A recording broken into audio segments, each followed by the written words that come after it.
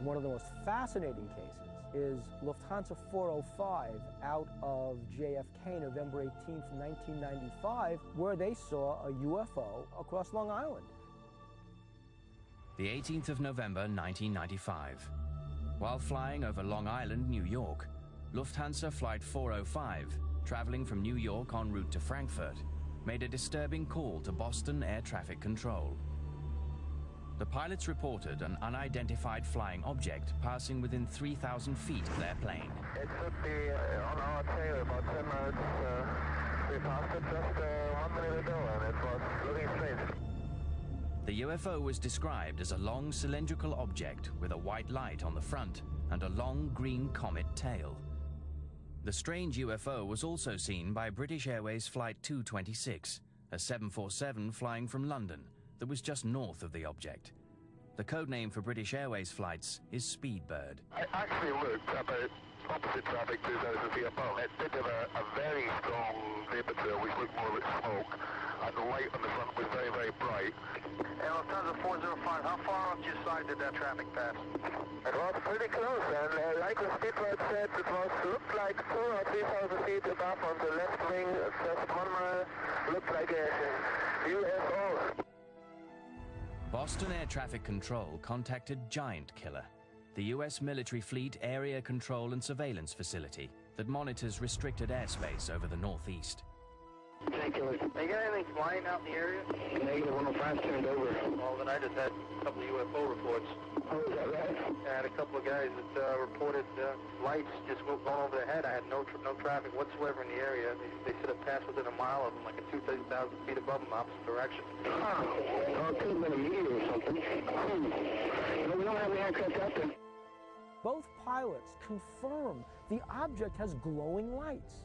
The object has a green vapor trail, not like any vapor trail they've ever seen. Both pilots immediately questioned the idea that the UFO they had seen was a meteor. Lufthansa 405, so you would say that it definitely wasn't a meteorite? I don't know.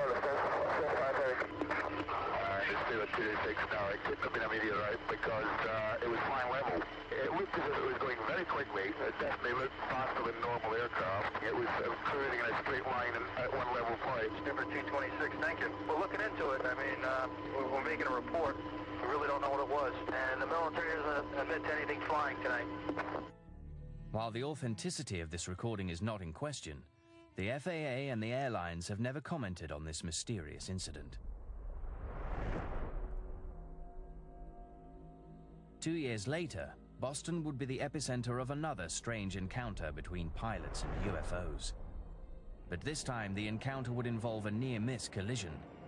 The incident was captured on tape by the aircraft's black box recorder. The 9th of August 1997. Swiss Air Flight 127 was a jumbo jet en route to Zurich. Pilot Philip Bobet and First Officer Kurt Grunder were at the controls. At 23,000 feet, Bobet would later report that his visibility was excellent, with no haze and a clear blue sky. Suddenly, an unidentified craft entered the plane's airspace.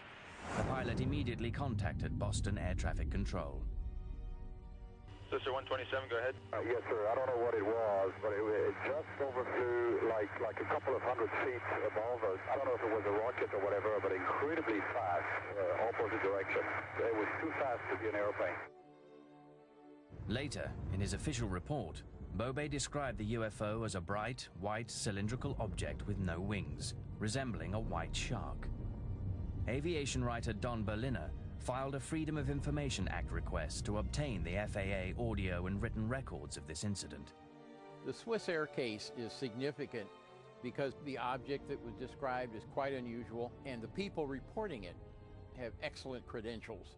These are veteran airline pilots. Moments later, the Boston control tower contacted another sector operator who was about to take over the flight. Hey Chris, Swiss Air 127, he had a UFO or a rocket, something almost hit him in my airspace. UFO or a rocket almost hit the Swiss Air 127? Went right above him, about 200 or 300 feet.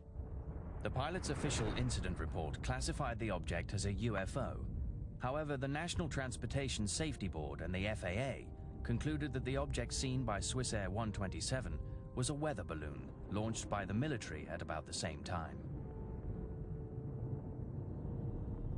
These are not the kind of people who would be fooled by weather balloons, because these are fairly common experiences among airline pilots. It's really hard to mistake a weather balloon for much of anything else.